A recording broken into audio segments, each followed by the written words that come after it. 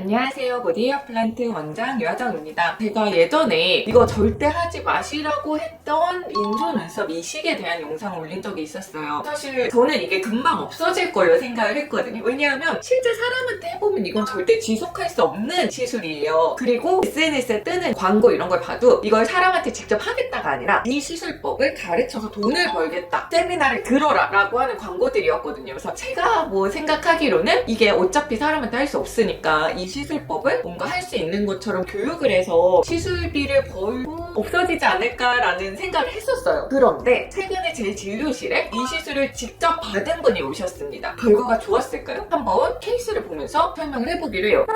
이분은 인조 눈썹 이식을 하고 문제가 많았어요. 눈썹을 심은 부분에 발적이나 소형감, 따끔따끔한 통증, 우들두들한 피부 반응 이런 것들이 계속 지속이 되니까 뭐 항생제를 먹고 뭐 약을 먹고 해도 다 해결이 안 돼서 결국에는 2, 3일 전에 제거를 하고 저한테 오셨어요. 오셨을 때 피부 상태 볼까요? 네, 좋지 않죠. 이 붉은 것도 보이고 올록볼록한 이런 것도 보이고, 사실 내 진짜 모낭을 넣었을 때는 생착이 되면서 이거 붉고 올록볼록한 게 없어지는데 인조 모발을 넣으면 이건 없어지지 않습니다. 근데 이게 그렇게 하지 않거든요. 그 시술한 사람이 운이 좋으면 20간 뭐 주위에 약간 캡슐처럼 뭔가 현성이 돼서 영구적으로 지속될 수 있다라는 설명을 들으셨대요. 이게 왜 가짜인지에 대해서 설명을 해드릴게요.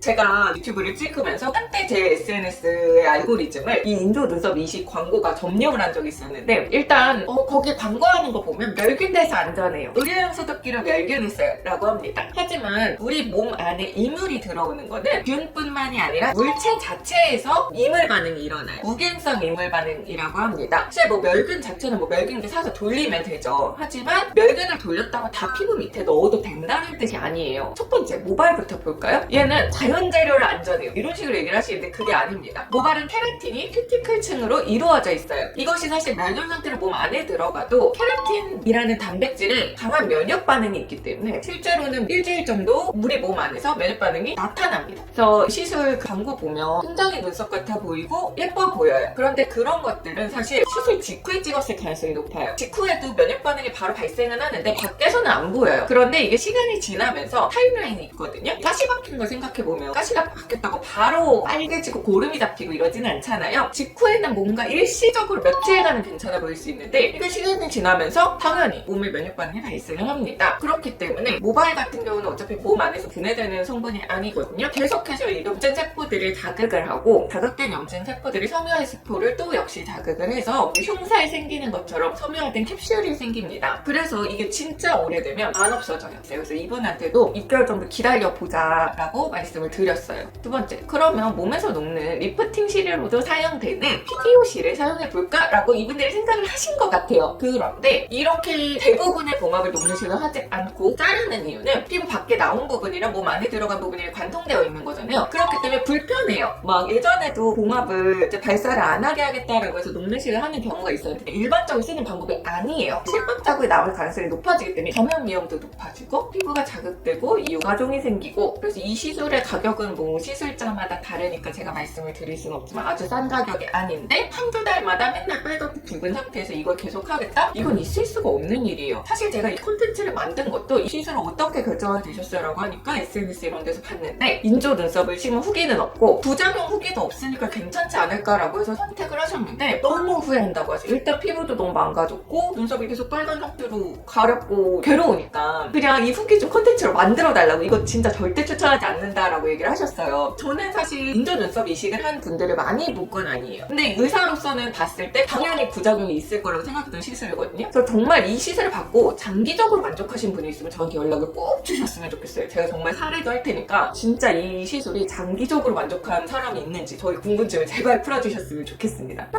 오늘은 인조 모발 이식에 대해 살펴봤고요. 저는 진짜로 추천하지 않습니다. 그냥 안 하셨으면 좋겠고, 고민하시는 분이 있다면 하지 마셔라 라는 것이 제 결론입니다. 영상 보시고 궁금한 점 있으면 댓글이랑 질문 달아주시고요. 좋아요와 구독도 부탁드립니다. 감사합니다.